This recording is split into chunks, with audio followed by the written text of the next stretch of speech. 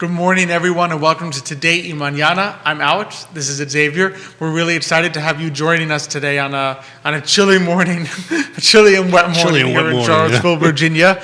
We're just really excited to be with you this morning. We're going to have a fantastic show lined up for you. We're going to be joined shortly by Amanda Delgado, managing member, and Justin Tooley, head trainer at the Gym CVille, the Gym CVille. Head trainer. That's already so yeah, a mouthful right there. You're already nervous about it. I'm already nervous. Okay, what am I going to be told? What's my training today? So lots of fun, and then later on in the show, Xavier and I are going to just talk a little bit about some finance topics, some budgeting, some things for you to think about as a young person going into, thinking about your personal finance, and some tips and tricks. Or as a senior citizen. Or someone, knowing someone that who's income, not so young. Knowing that income level is shrinking instead of growing. We don't need to use senior. You can do something that's not so young. Okay. Or not as young as you used to be. Well, I'm a senior. There's nothing wrong with that. I feel good being a senior. You were excited. I get all those discounts when I go. You were excited to get your discounts at the movie theater. Exactly.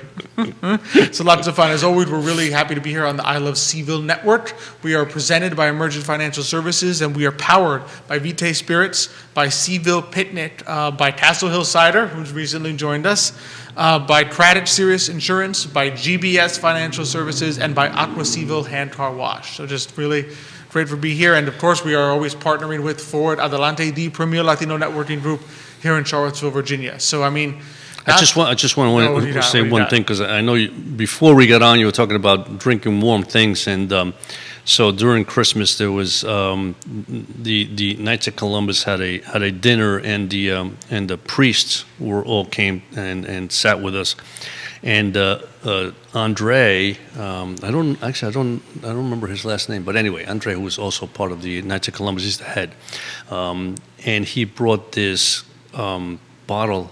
And he said, "Taste this," right? And I tasted, and it was absolutely delicious. It was like a brandy, right? And I'm looking, I said, that label looks familiar. Right. And it happened to be a Castle Hill, right? And I realized he also works for Castle Hill, but I don't know. I mean, that thing was so good. It was like a brandy, but it still had that kind of sweetness of the apple. So I just want to say I'm so happy that they're with us also. I know. So we're really happy to have them joining us, because we had so much fun when they came on, I should say, and they're going to be joining us today shortly in a few weeks. Okay. Not to spoil too much. But I think we'll just get right into it. Absolutely, into it. We'll do our finance segment, you and I, later in the show. But I'm just too excited. I have to go straight to it. So we're really happy to bring on to the show today Amanda Delgado. She's the managing member, and Justin Tooley, who is the head trainer at the Gym CVille. So Amanda, Justin, thanks so much for joining us today. Welcome. Thank you for having us. Good morning. Thank you. Good morning. Just really happy to have you on. And so for those who don't know about it, tell us, what is the Gym CVille? I started the Gym CVille probably 12, 13 years ago. I started off at ACAC, and I was there for about 13 years. And while I was at ACAC, I met a good friend of mine who owned a company called At Large Nutrition, which is a nutrition company and so he sponsored a lot of the guys from Westside Barbell. And so Westside Barbell is like one of the most premier elite strength facilities in the world, and they're world renowned and known. And so I said, sure, I'd like to go. I didn't know anything about it at the time, and I ended up going up there with him and meeting a guy named Louis Simmons and learning the Westside methodology. And after about a year going up there, Lou asked me if I would be interested in helping him train the CrossFit certification. When CrossFit was getting big, they asked Louis to teach the powerlifting certification to the CrossFitters. And so Lou asked me if I would be interested in helping him do that. And so for me, that was a kind of a huge, being in the front line with kind of the methodology and the stuff that he's teaching. And so I got that experience. And then as I continued to grow and evolve as a coach and a trainer, I felt there was a need in Charlottesville that we were missing a lot of opportunity when it comes to fitness and weight training that we were missing. And so that's what allowed me to open up the gym and kind of been rocking and rolling, kind of using that methodology and different other methodologies as well, and just kind of moving forward and to try to create balance mentally, physically, and spiritually, trying to find balance. A lot of times when people think about a gym, they think about weight loss, but I think at the gym it's much more than just weight loss. It's depending what the individual's is, it's what their goals are. For some people, it might just be showing up 2 days a week or 3 days a week. Some people, it might be losing weight. Some people, there's a multitude of different reasons. And so I think what makes the gym unique is that we have so many different people that have so many different goals, but they all mesh so well together. We all bring something unique and different to the table, and we're all broken on so many different levels. And so when you can come together, have a place where you can go and really learn to be organic and learn how to deal with others and learn how to communicate. And when you're in these groups, you're going to be working out with people that you might not generally socialize with outside of the gym setting. And so that in itself, I think learning how to hang out and socialize and communicate and talk and do all those things, a lot of times once you get out of high school or even the college level, we don't really learn how to sharpen those skill sets. And so what we have is what we have, and the way we look at things at the gym, it is in every way, shape, and form, we want to make you better at what that might be. And for us at the gym, it's more weightlifting is kind of our end and our door in with folks. Like the starting point. Yeah, that's kind of how that, because in order to be able to have those kind of conversations, you've got to have relationships, because it's much deeper than just a barbell or a dumbbell. You know, it's much more than that. And so, and trying to figure out how to help people navigate those sort of things and start to figure out what some of the stumbling blocks are and kind of use those stumbling blocks to become building blocks. And the more that we can do that for one another in the time that we have, all of a sudden we can start to create a community and go out and be the people that we're truly called to be and move in a way in a community that we want to build the community in a positive way. And the only way we can do that is from within. It's never going to come from an outside source. But that's what a lot of times we look for, somebody else to come in and change those things for us.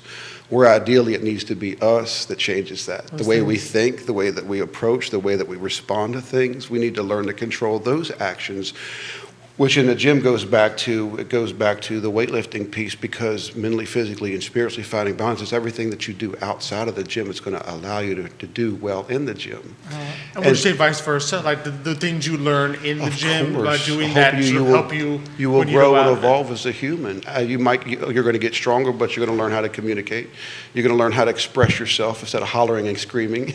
You know, now that you can express and understand and hear different people's opinions on thoughts on things that you might not have ever been able to get, or be in such close proximity to be able to have those relationships, to be able to learn from other people's experiences. And that's truly where we can make the biggest impact, because it's really not how much you lift. It's really influenced at how much you can what people really remember is how you make them feel. And I think as humans, that's one of the things that we can do really without even saying a word. Yeah. And at the gym, you can see that so much. Different pods of people training and working and hard and very intent. And just seeing them doing it makes you want to toe the line a little bit more. It's you true. know, yeah. You push each other. Of course you do. Sense. We're human beings, and we're supposed to gather and be together and use one another to be able to grow and evolve and become better human beings on the backs of one another. And I feel like that's what we at the gym try to create or try to do, or kind of have that mindset. It's much more than a barbell or dumbbell. That's just kind 100%. Of the tools that we use, or the tools that we've been blessed with to be able to kind of share with others. Absolutely. Some people, it's mountain biking, hiking, dancing. I don't care what it is, but find something that's going to make you better. You can be loved and accepted and challenged, because without challenge, you're not going to grow. Absolutely. Now, are the age groups of the people that come, or the groups that you put together, do the groups come already, or you put them together, and the age of the groups, are they all the same? The age doesn't matter. We've got everything from 15, 20-year-olds training with 60 and 70-year-olds. Okay. And that's what makes it so good, because you think I got to train with people that look like me, or they got the same injuries and the same mindset. No, I think with the older and younger, the older get to share experience, the younger get to experience youth. And so when you start to get those dynamics, the younger are going to make the older work a little harder. The older are going to be a little bit more wise in their methodology about how they get there. Right, you know? that's being good. Able that's to, good, yeah. And being able to create a place where you can go and have those kind of conversations, or a place where you can say something stupid and it's okay. You know what I mean? Because we're going to do that when you're learning and growing. You do that. We do that when we're in school as a child, but as we get older, we don't navigate life like that. We don't find places that are going to help us to grow and evolve. much more than the physical body, but how to grow as a human being and to be able to talk and express and share and have meaningful, purposeful, and fulfilled lives. I think at the end of the day, that's the most important piece. Absolutely. You already got some fans coming in. So Melissa, and forgive me if I'm pronouncing this last name wrong, Melissa Niewalt. It says, trained with Justin. He's absolutely amazing. Best gym ever internationally. Fans all the way from South Africa. So we got Melissa from South Africa watching the show today. So thanks for watching, Melissa. And Amanda, tell us a little bit about how you came to be involved with the gym. Well, so I'm a military wife. I don't know if you knew that, but my husband is an Army JAG. Okay. And that's what brought us to Charlottesville, as you know, the JAG program's here. And, my husband found the gym, started working out there because, physical fitness and strength is, mentally and physically is very important to him, and he just loved it so much, and he's like, you gotta go, and I'm like, well, who are you talking to? I don't go to the gym. And, he's like, well, hey, you gotta come down because we gotta do our payments and all that stuff, and so you gotta come down and talk to Justin and get that all done. And wouldn't you know, these two fools dragged me right into the gym. And, the whole time I'm there, I'm like a little put out about it because this is for years not my thing, right? Yep. And Justin's got me dragging sleds in the parking lot with weights on them, and I look like a fool, and people are honking at me. But the whole time I'm thinking, but they got you here. And that has never been done before. And man, he reeled me right in. And then, days go by, weeks go by, and Justin and I had started talking about, gym ownership and what's all involved. And, how, sometimes he's a little overwhelmed with the business side, but I mean, extremely overwhelmed by the business side, let's be honest. Like I could never understand the trainer side of things ever, and I just talked to my husband a little about it, and we have an investment company of our own, and so as far as experience in business and asset management and things like that go, we're chock full of it, and so we just thought, man, that's quite a team we could be putting together here. And we talked a little bit more, and then it was like, next day? Literally, we just within a week's took time. right off. To be honest, it has been an incredible pairing. It has. We have... At first, it was extremely uncomfortable for me in a lot of different ways. There was so much change going on at those times. And so sitting back and look at it, and even though it's only been a couple months, it's incredible to see how uncomfortable it was, but how good things and just how many blessings have been coming, and there's so many good opportunities have been opening up since that. So change is so hard in so many aspects of the life, but when you can kind of continue to stay the course and be able to communicate, I think that's really helped so much. A couple years ago, I wouldn't have been ready for that. It's just so interesting to be at a prime place where it's really vulnerable, and I needed that in order to be able to continue to move forward, because that's a piece that I just don't have and not good at myself. So it was such a blessing. Well, we all have certain talents, right? For sure. And it's wonderful when you can blend certain talents together. And as you mentioned, I mean, in the gym, I'm sure you see people that are extremely well doing one thing, and others doing something else, and they maybe help each other, as you say, but absolutely. I mean, it's just you get together with Stephanie and her background and your background, it probably just worked out very well. Yeah. But change. One thing I always when I was young, I always learned that change is the only constant, and it's the one thing that I know is so difficult, especially for smaller businesses. Every time there's change, it's like, oh Lord. But it's a challenge, and you just mentioned without challenges in life may be pretty boring, right? Yeah. Well, you don't grow, that's for sure. That's right. And sometimes sometimes, and Justin did it really well, to be honest, because there were a couple times where I put some challenges on him, and he, he didn't back out at all. He put his head down, and he just trudged right through it, and we have really grown even just a very short amount of time, and so. And there were things that I really don't like to do at all. And I do everything I can to avoid it. And once she said it, there was no other choice. So it worked out really well. There's that uncomfortable growth that we were just talking about. But we have, and the sky's the limit for the gym. Exactly. So Yeah. we're doing So what are very some well. of the different things that people can experience at the gym? Like, so if you walk in those doors, what are some of the offerings, some of the ways that you can grow? Well, I think when you first walk in the door at the gym, you might be a little surprised at what you're going to see. You don't see a Planet Fitness or something that's maybe a little more cardio-centric. You're not going to see lines of treadmills and people in headphones. You're going to see a garage gym. It's going to be the homiest gym you have ever been in, and it's going to suck you in just like it sucked me in. You're not going to see. I don't know that I ever really see anybody in headphones. Not very often. We have the music playing. People are communicating. They're cheering each other on. And the music is really loud and obnoxious at times, and it's extreme from everything from rock to metal to rap to you name it. Yeah, well, we go from. So you got to get used to it. I mean, so when you come in, it's so different than any gym you've ever walked into. It's just like most people, I think it's probably a shell shock at first.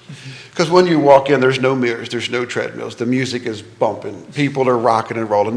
Most of the equipment we have is very unfamiliar, it's very unorthodox to what you see at most big Globo type gyms. And so they come in and they're looking at stuff like, I don't even know what this equipment is. How am I going to do any of this? Well, that's what Justin's But then what happens after they embrace that and they're okay with not maybe looking at exactly what they think it should look like, and they come in and they try it, generally within a week or within a very short period of time they're doing group training or they've signed up. Because I really feel like a lot of the bigger places lose the quaintness, the closeness, just the involvement that we need to have in order to be able to grow at a rate in which I think we're capable. When you start to get too big, I feel like you get watered down. Yeah. And I think when you're full of machines, I think you need to have both, but we have machines and free weights. But I think when you have just machines, you build muscle and not movement. And what we need is movement, not muscle. Muscle's good, but if you move like doo-doo, then you're going to hurt. So it doesn't matter how much muscle you have. So at the basic level, but what does everybody want to do? Build their arms and their chest and their muscles. And what we try to do is really start to identify, really kind of give them more what we feel like they need, which is the movement piece, and address that stuff. Because once you move well, getting strong, getting fast, running further, all that becomes really easy. But for most folks, it's more the movement stuff and the injury stuff, because it's either shoulders, elbows, knees, hips. So in some ways, getting out of the static nature of our usual life for so many of us. Yes, definitely. 100%. But the first thing that we need to mention, and Justin did a little bit, we don't have any mirrors. We don't have any people standing in front of it, looking at themselves as they're lifting, on purpose, 100% on purpose. That's good. It's got to be feel. Yeah. If you don't like how you look when you're doing it, you're focused on the wrong thing. And that's what Justin is really good at helping you overcome. Yeah. So help me for example, let's say somebody like myself comes in and says, I don't know what I need, but I just want to get in better shape. I want something. Yeah. So how do you approach that? How do you approach a person like that and say, okay, here's. So I'd give you a rundown of the gym, show you around the place, get you familiar with things. I'd put you on either a rowing machine or an air down or a stair climb or something kind of light to get you warmed up 5 or 10 minutes. From there, I'm going to have you come over, take your shoes off. Ooh. We massage? Where are we going with this? No. Start basically working at your feet level. We have a little metal bar. It's, I don't know, probably a foot long, a couple inches in diameter. Have you start working on the bottoms of your feet. Most people neglect a lot of the feet, and if the ankles and the feet can't move well, and that's what's always in contact with the ground. If that can't move well, it's just going to throw everything off. So basically start with at the feet level, do some ankle mobility stuff. From ankles, then we'll go to knees, the hips. And depending on time, for a lot of people in the very beginning, I could spend an hour just doing mobility work and flexibility, because that's really a lot of what we need. So in order to kind of give them a little bit of what they want, half of the time is generally mobility stuff, and then the other time would probably be like a box squat or some sort of banded stuff, something or another, or body weight stuff.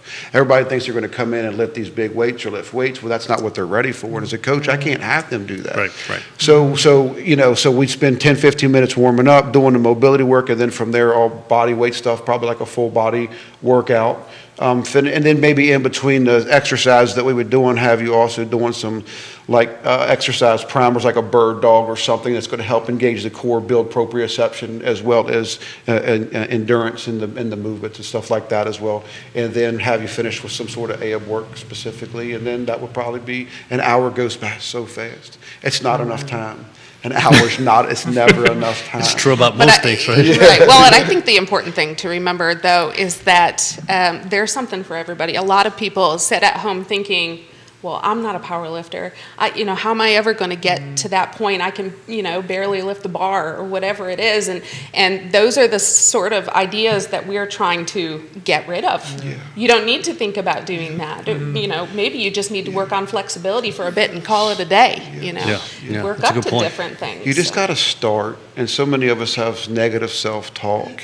We get these grandiose ideas that are really good, and we should, and then we outthink ourselves. Yeah. And then we wait too long and put it off, and then we come up with 1,001 reasons why we should. When really, just jump in. What's the worst thing that's going to happen? Mm-hmm. Like I said, for us, it's the gym, but if it's mountain biking, if it's hiking, I don't care what it is.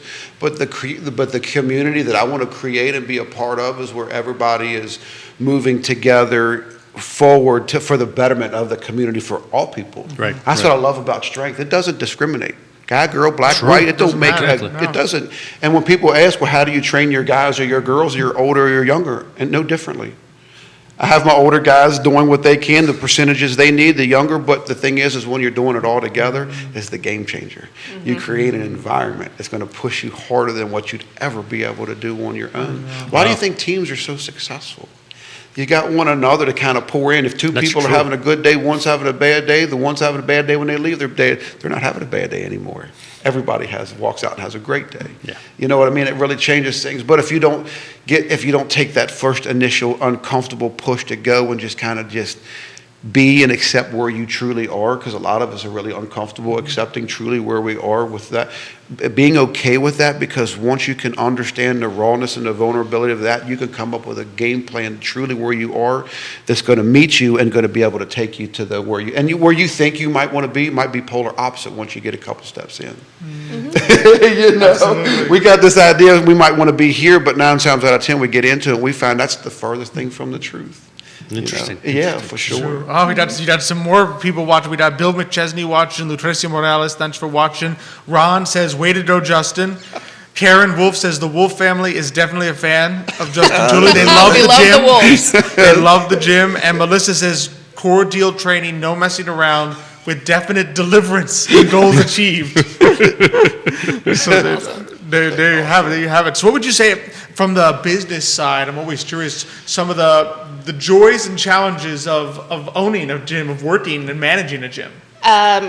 Okay, so from the business side, I can tell you absolutely my biggest challenge is talking on the phone while at the gym.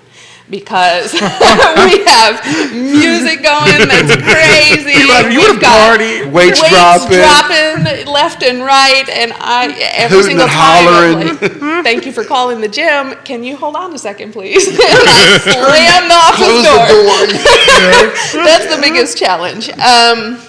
There aren't a ton of challenges really right now coming off of COVID. Obviously, I think all gyms can relate. One of the biggest challenges is rebuilding your membership base. Absolutely. And, a lot of people I think now are really starting to realize, man, I got to get back to it. I got to get out there. And so that actually is, initially was pretty challenging, but I feel like we're in a more comfortable place now and really starting to grow back to where we should be and beyond. So as far as business challenges, that's where we are. Where are we with joys? Well, there's a long list, I can see. I'm just how could you not getting to love what you do where you get to make your own schedule and be able to get to impact people and share your gifts in such a positive way? And then how can I have that and then be able to have everybody at the gym kind of have that mindset? How can I make you better? How can I make you better? And how can we give or be servants for one another? Because inevitably that's where we get the most joy from. And so I think being able to grow and knowing that it's uncertainty to what's next. but there's a lot of joy because it's going to be good, It's whatever excitement. it is. It's excitement, It's yeah. kind of like that. I'm Exactly. uncertain because I can't tell you what next week is going to look like, but I'm excited because it's going to be good, It's whatever gonna be it good is. to have you that know? positivity. To have that mindset, yeah. And if you don't work for that, this doesn't magically happen. Right. If you actually listen to the world, it's going to tell you the exact opposite. So that's another thing at the gym, Yeah. that we created the gym as a shield or a buffer of the world to where you could come in and truly be organic and authentic and redefine who you are and give you an opportunity. If weightlifting is your game or you think it might be your game, it's where you can come and really, there's so much opportunity in different ways that it could go. Well, and I think another joy that we really have going on right now is we were able to revamp our nonprofit, the Cornerstone Youth Empowerment, which has always been really important to Justin, working with Charlottesville youth, teens and tweens, and everything he said about the gym, we think is so geared towards adults all the time, but really, kids need it too. We have this stigma that maybe kids don't belong in a gym or a gym setting, and it's really quite the opposite, because everything that we need as adults to get out of the gym, we need our kids to do it too, and help them develop healthy habits that they'll take into adulthood, build that mental and physical strength, work off that stress, that a lot of them are carrying, and, give them those leadership skills and really empower them. But focus on yourselves, because that's really important. You have to you put yourself first. And as a kid, a lot of, they just don't, I don't think they do that. And I think once we teach them how to, love yourself from within, challenge yourself, they grow. And so anyway, Cornerstone works with the gym. We bring the Charlottesville youth into the gym doing after-school programs. We also have, we're starting conversations for a migrant program. And so the teens that have recently migrated to Virginia, the Charlottesville area in particular, they might not be that comfortable doing other things yet, because maybe their English is not so good. Well, that's where my husband Alberto comes in too. He and Justin can work together and put together a really great program for them. Because they don't all want to play the after school sports. Yep. But this is just a new idea for them to branch out, have something to feel good about, and What's movement, and movement is freedom. That's right. It doesn't matter what nationality you are. We all need it. Yep. That's right. We all That's right, need it. yeah. Yeah, all walks of life. It just so happens that little people do it really well. Exactly. And for sure, as you get older, movement is so critical, because quality of life. there are things that are starting to crack here Break and there down. when you're moving around. It's like, what was that? Imagine that that. never happened 20 years ago. But so I would assume that flexibility, building on that flexibility and strengthening those areas that are important, are so good. Specifically strength, and that's such quality of life, because as we age, we're losing muscle as we age. Right. And as we lose muscle structurally, we get into weaker, more vulnerable positions. And when I retire, I want to be able to feel good, rip and run and play. Yeah. And so many people focus on so many things that don't really allow them to be what they want to be as they get older. It's in the now and present, but it's not the long term. And so being in the long term, I think, invest in yourself with something, and invest in something that's going to invest most back in you. And like weight training or doing things hard, I feel like in that realm is where, 10 years from now, you can still do this and be, excuse my language, a badass at 50, 60, 70. We see it all the time in the gym. Yes, we It's do. like, man, there's 60 years. I want to be like that when I'm 60. So it's really cool to see what's truly capable, what's possible if you're willing to do some of the things that are hard. Yeah. Well, you're not always going to have the same house. You're not always going to have the same job. You're definitely going to always have the same body. Yep. So, you got to Take care of treat it right. That's true. And help you. Yes, Over and others. It's like saving for retirement. You got to start when you're young, right? You got to start yes. saving for you're young, because if you wait too long, it's too late, right? So you got to work on your body when you're young and continue to work on it. Make it a lifestyle That's habit. right. So you can't. So it's not now just about the physical, but it's the long term and the person I'm going to become, and the way I'm going to think of the opportunities that's going to come about, the people I'm going to get to see. I don't know. I think, and when you continue to reach goals, it just empowers you, and it opens up so many doors in which they're there to be open, but you've got to put forth the work that's going to help be able to open up those opportunities. They're there. They're everywhere. They're around us everywhere. Absolutely. So many people watching the show. Teresa, watching the show, Adam Mamola, Tommy Tinsel, Mark Moore. We got Eddie Breeden, Teresa Handel, Stuart Welshie Walsh, and Melissa says that alone is a massive passion achievement for the love of what he does. Amy says Justin is awesome. Eric LaFontaine says we need a gym in Scottsville. Oh, there you go. Well, maybe there's one in the pipeline. There is one in the pipeline. And so just before I let you guys go, I always love to ask people, where can people find you? How can people get in touch with the gym? Well, the best place to go is our website, www.thegymseaville.com. You can email us at info@thegymseaville.com. Interesting question. We currently we're on Allied Street. Easy to find us. We'll be the loudest one on the block.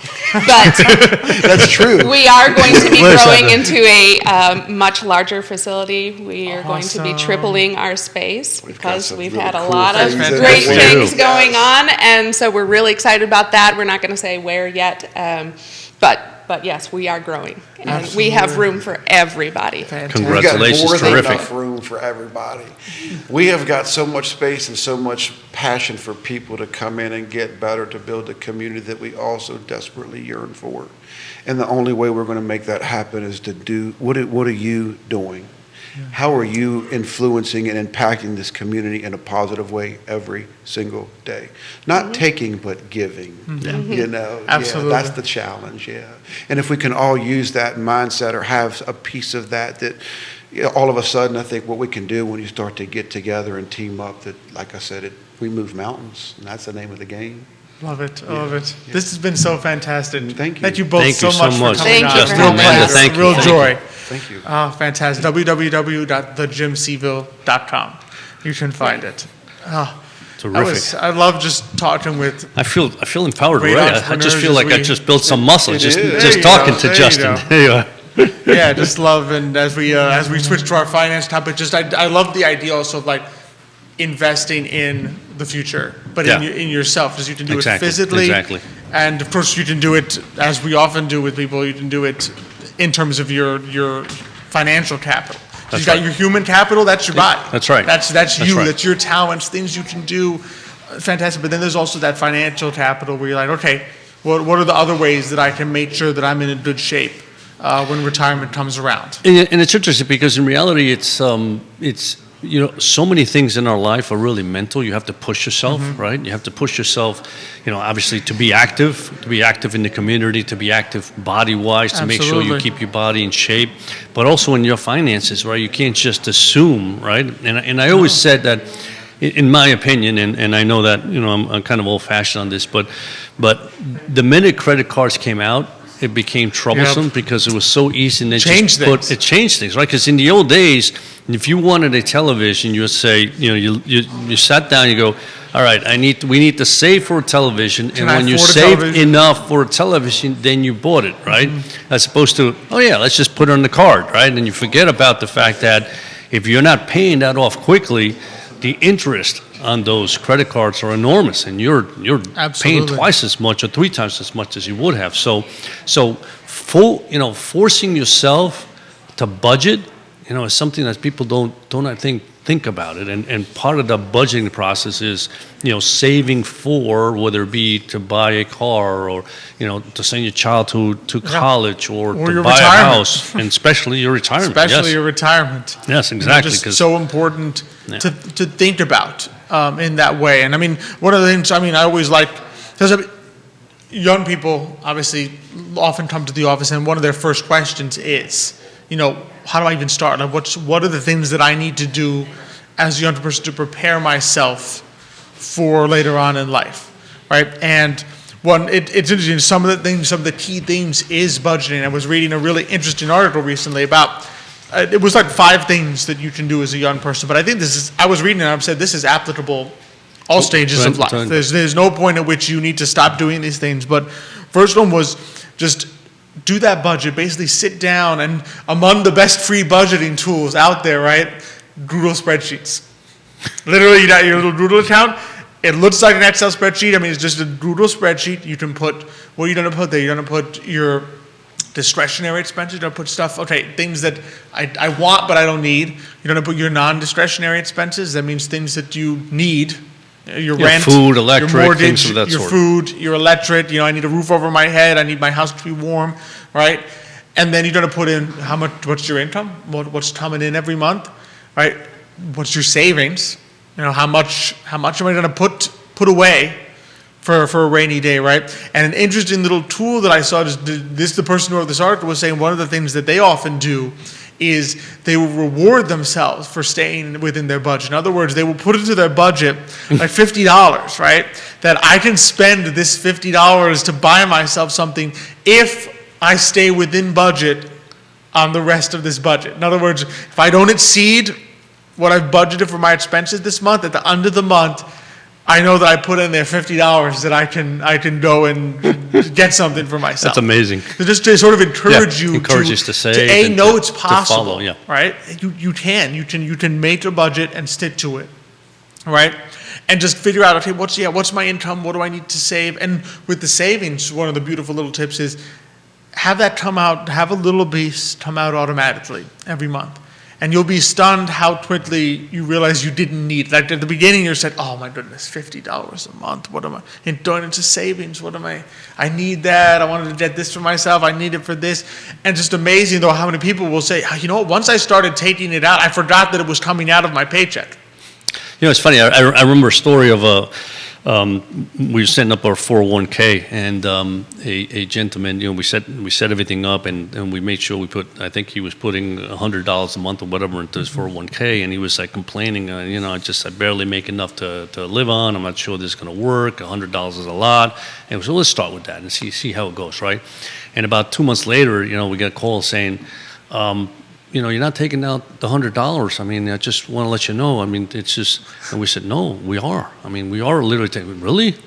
Oh, well, maybe I could put another 50. Yep. So it's funny how you say that, but again, it's the whole process of doing it, and sometimes you think you can't, right?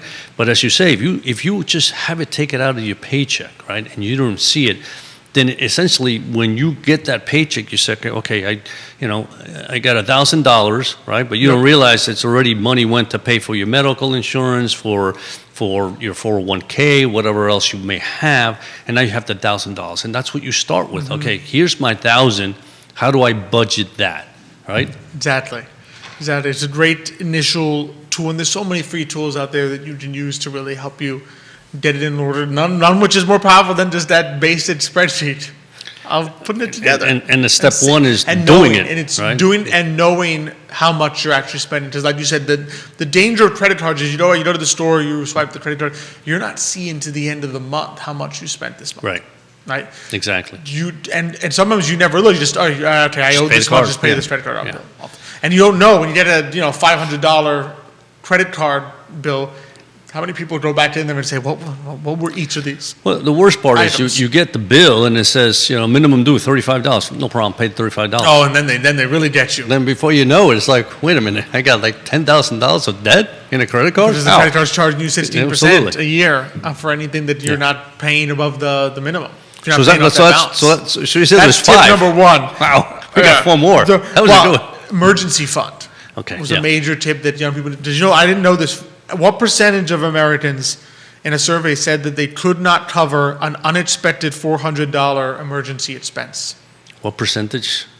Well, given what you just asked, I'd say about 65. So 44. 44. 44% of Americans could not cover. But think about how low of a number that 44% of Americans said, I can't cover an unexpected $400 emergency because they have no liquid. Like, okay, I can pull cash this emergency fund. So one of the key things you got to think about is, all right, do I have myself an emergency fund? And sometimes that can double. We've talked about the Roth IRA here and how that can be used sometimes as an emergency fund because your contributions that you put into a Roth IRA, they grow tax-free, but you can always take out those contributions, not the earnings, but the contributions without any penalties or taxes because it's put in after tax. So you can sort of double that retirement and emergency fund, but you've got to have that fund where you sit there, that amount of money where you sit there and say, you know what, I can get this quickly. I can get this without worrying about it. And I know that I have this amount of money ready in case there's something happens, in case I lose my job and I need 3 months worth. That's usually the recommendation, 3 months worth of your income, or your expenses, I should say, of your monthly expenses, to be like, oh, you know what, I can cover myself for 3 months. So that's more than $400, but that's the goal, is more than $400, but it shows you how low. In other words, 44% of people don't even have $400 in an emergency fund. And I guess the important thing there is again, you have to have this discipline to say, this is emergency money, and not say, like a month down the line, I really want that. I'll just take it from the emergency fund, right? Because it is emergency. That means that you just never know when you're going to need it, but you don't want that, you don't want that emergency fund to go down, and then before you know it. Which may be another incentive to put it in a Roth IRA, in the sense of, that's right. You call up your financial advisor and say, hey, I want to pull $500 out of my Roth IRA, and your advisor's going to be like, what do you need it for? What do you need it for? I can get it for you, but let's talk about this. You said you were going to stick to this emergency. Is this an emergency, or is it? No, I found this thing on Amazon. Do you really need it? Because sometimes, like Justin was saying, you need those other people to help you out. That's right. Because if it's just you, it's the temptation comes. If you have a team around you to say, think about this. Do you really want to do this? Right, or are you going to stick to the plan you made, to make sure that you're not using this as an emergency? Exactly. That's good. All right. About. So number three, building credit. And this is the key. This is, I think, especially important. I think when you're young. When you're young, yes. Sometimes there's a temptation to, I want no debt. I'm just going to use my debit card for everything, which is not a terrible idea. But you're sitting there in terms of, I don't want to buy anything I can't afford, right? So you sit there's no debt. The issue is, at some point then you go to buy your first home, and the bank's like, you have no credit history, so I have no idea how risky you are. That's right. Right? So the issue is, sadly enough, you need credit to be able to get credit later on. So building credit is a key thing, and you can start with something really simple. You can almost sit there and say, all right, get my credit card, pay the utility bill. Pay your utility bill with your credit card. Pay your utility bill every month with credit card. Pay off the entire amount on your credit card. Pay off that balance at the end of every month. So what you're doing is you're showing a history. You're putting into that credit reporting agency, hey, look, Alex borrows $100 every month. He pays back the $100 every month. Exactly. He never forgets. He never misses a payment. He never pays just the minimum. He pays off the whole balance. In other words, if you for a mortgage company, and for a mortgage, that's very important. That's very important. They don't say you this or that. Exactly. Yeah. The bank, when you get a mortgage, isn't going to be like, your minimum payment is $50, and we'll just charge you. But the bank's like, no. What's your mortgage payment? You better pay that up, or else I'm foreclosing. So you're building it so that when the time comes that there's something you need the credit for. Because let's face it, for most people, it's going to be very difficult. It's going to be almost impossible to buy a house purely on cash. You're not going to walk in and say, here's $500,000 worth of cash for my home. You don't need that mortgage. And you're going to want the bank to go and look and say, you know what, this is a trustworthy person. If they were trustworthy in small matters, I will give them, I will trust them in this larger one. And you can look at your credit scores, because obviously your credit scores are critical to getting a mortgage and a specific mortgage rate, right? And so as you get a credit card, you can then go, into those different sizes, Experian, Equifax, all these exactly, companies. And you look at your credit score, and you can see how well you're doing. And obviously, the key is to make sure that credit score continues to rise to the point where you're at the top, because then when you go get a mortgage, you've got a great credit score, and your rate is going to be lower. reflect You're going to that. save yourself. Not only would this help you get the home, it saves you money. The higher credit score is on having that home, because your interest rate your mortgage rate is lower. So again, it's discipline. So far it's discipline. Okay. Discipline. What's the next one? Right. That's obviously is our saving for retirement. Okay. That's one of your key things you need. Is the earlier, we've talked about this before. The earlier you start, the more powerful it is. I mean, the younger you are, the more compound interest is your friend. Compound interest is always your friend, but compound interest is your best friend when you're in your 20s, because as we looked at, if you save $500 a month, right, which basically adds you up to your $6,000 a year, right? $500 a month from age 22 to 30. So I'm saving $500 a month when I'm young, because when I'm 30, I'm going to have kids and I'm going to have no money anymore. I'm going to have a house, to be hard to save. So all I'm doing is for 8 years, from 22 to 30, I'm going to save $6,000 a year, the most I can put into a Roth. So $500 a month, right? And the market goes up by 6%, which is lower than historical. Right. Historical is 7. Let's say the market only goes up 6% a year on average, right? By age 70, you're sitting there with $750,000. Yeah. It's amazing. For 8 years worth of savings. And you can't show it here, but if you see the growth of those assets, right? The first even like 10, 15 years, it doesn't look like it grows much, right? But by the time exactly, but by the time it gets, by the time you get to the 50s, whatever, you've created so much bundle. Now think about it. If you double your money every so often, like every 7 years, and you've got 10,000 in there at the end of 7 years, you got 20. Mm-hmm. Then after that 20 becomes 40. So of course, by the time you get like 200,000, if that doubles in 20 years, that's now 400,000. Yep. So the tail end is what really helps, right? So that's why we say if you start early, that tail end is huge for you. If you start when you're in your 40s, you just don't get the impact of that tail end. It's the classic. I mean, I don't know if you've heard the classic. It's a very old tale with the rice and the chessboard. The old Indian tale of from India. To be clear, you have the 1 grain of rice.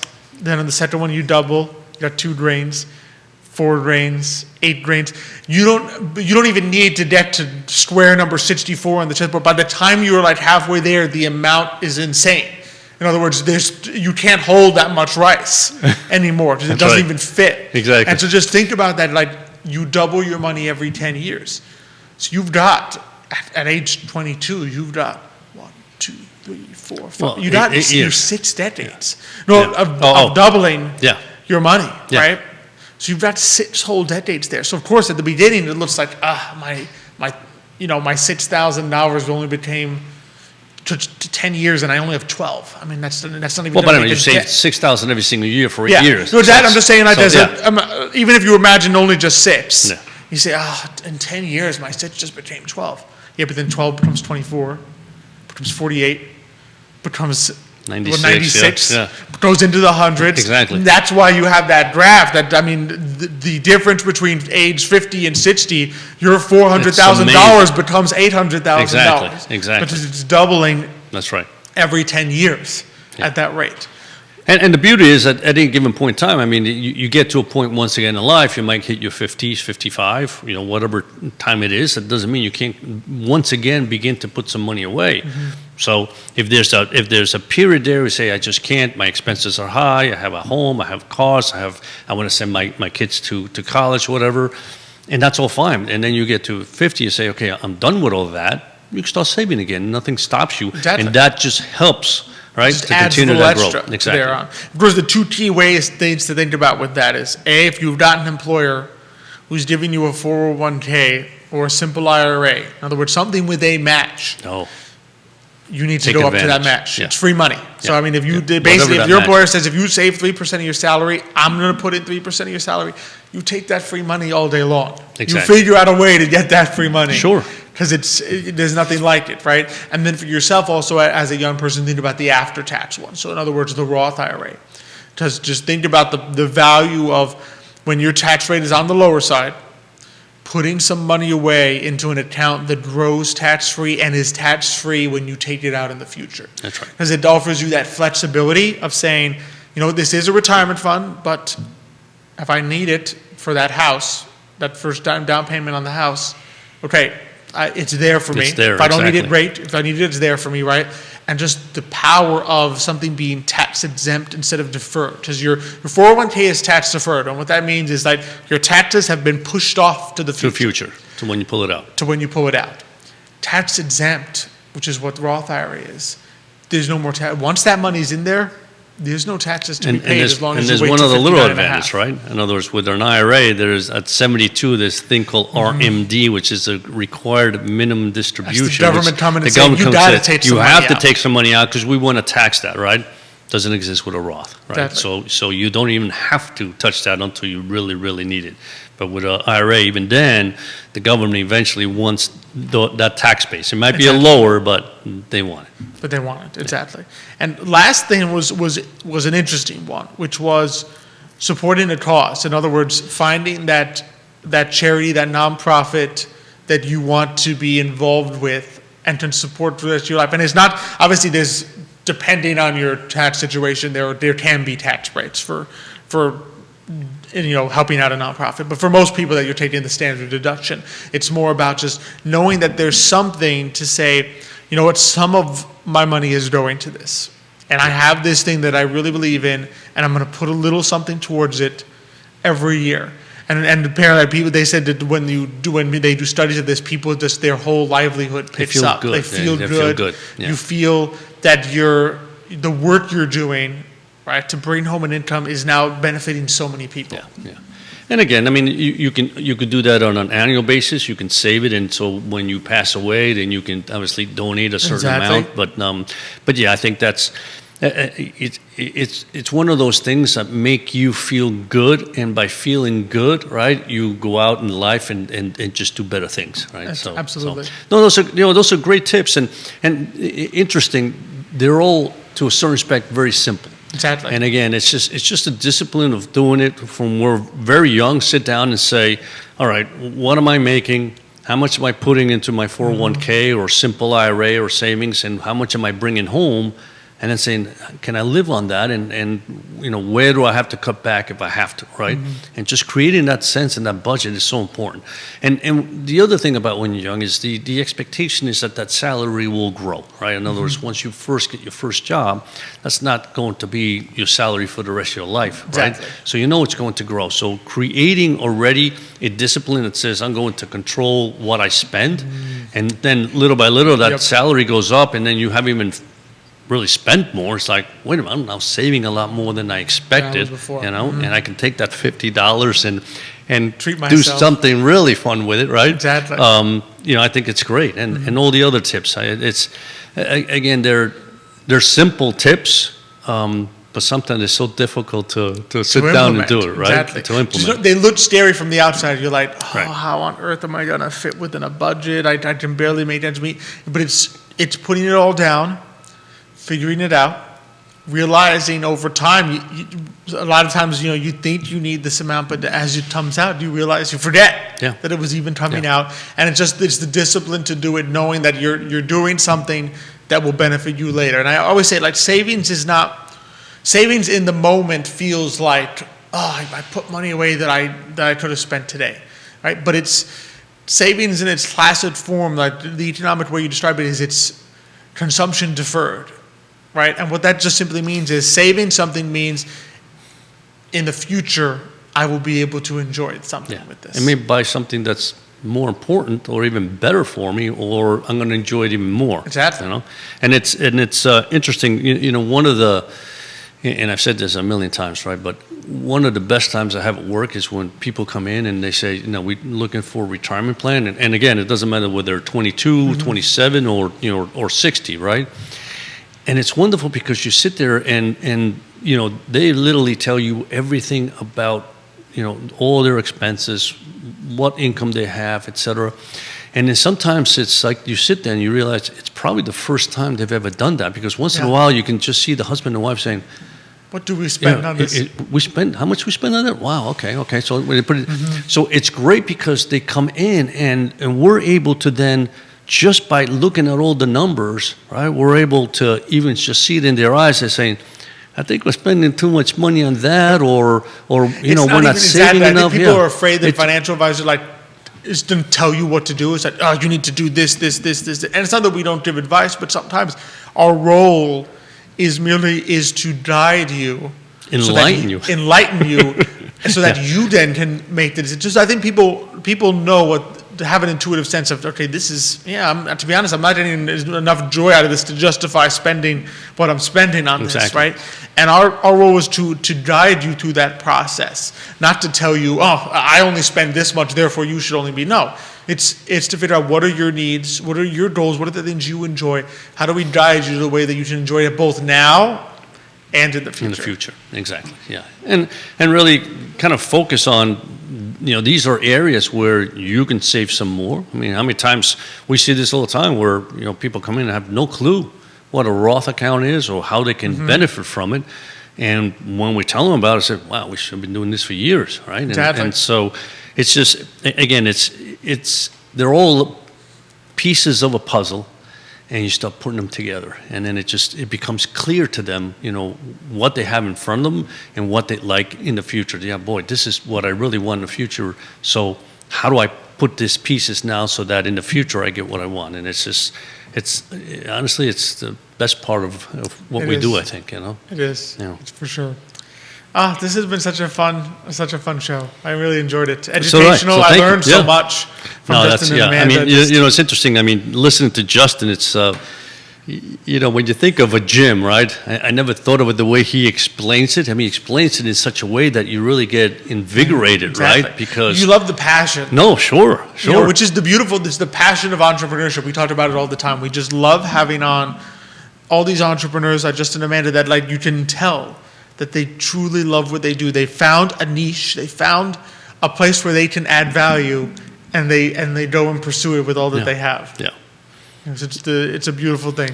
It is. It is a beautiful thing. I mean, next week we've got two other entrepreneurs that you can do. I know that they love what they do. We're going to be joined by Ian Blomsty, owner of Vitae Spirits, is going to come on, as well as Lily DeRay, the owner of Ciela Creative. Absolutely. So two more just great exuberant personalities, loving what they do, and are really good at what they do. Yeah. So that's going to be just another fantastic show here. Just really appreciate the opportunity to be on here with you, Pops. Just always a pleasure.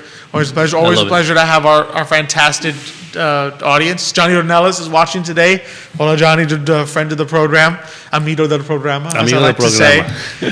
Just really thank you all so much for watching, for your comments, for your interaction. Just really appreciate it. Really appreciate being powered by Vitae Spirits and CVille Pitnit, by Castle Hill Cider, which we really also enjoy, by Craddock Serious Insurance, GBS Financial Services, and Aqua CVille Hand Car Wash. Just always fantastic to be presented. Wonderful partners. Wonderful partners. Yeah. We're always presented by Emergent Financial Services with Forward Adelante, and we love being here on the I Love CVille Network. Judah behind the camera, making us look good. Thank you, Judah. As always, and just thank you so much for joining us this week. We really look forward to seeing you next week. But until then, keep warm, keep dry, and hasta mañana.